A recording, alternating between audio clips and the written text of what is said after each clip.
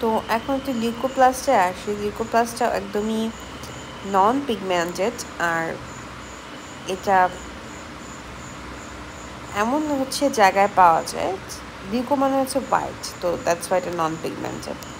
তো যে সমস্ত প্ল্যান্টে যে সমস্ত জায়গায় সানলাইট রিচ করতে পারে না, যেমন রুট, গ্যামেটস, এমব্রায়ো।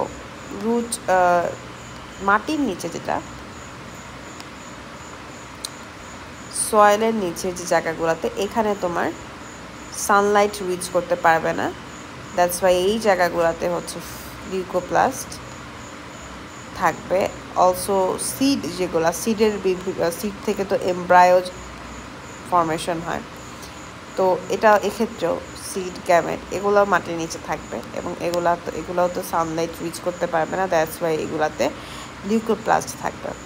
তো লিউকোপ্লাস্টের মেইনলি কাজ কি, যেহেতু সানলাইট একে রিচ করতে পারে না, তো এখানে তো কোনো ফুড প্রোডাকশন হবে না, তাই না? তো এটার কাজ হচ্ছে স্টোরেজ অফ ফুড। লিউকোপ্লাস্ট এটা হচ্ছে ক্রোমোপ্লাস্ট, ক্লোরোপ্লাস্টে কনভার্টেড হতে পারে যখন এটা সানলাইটের কন্ট্যাক্টে আসে।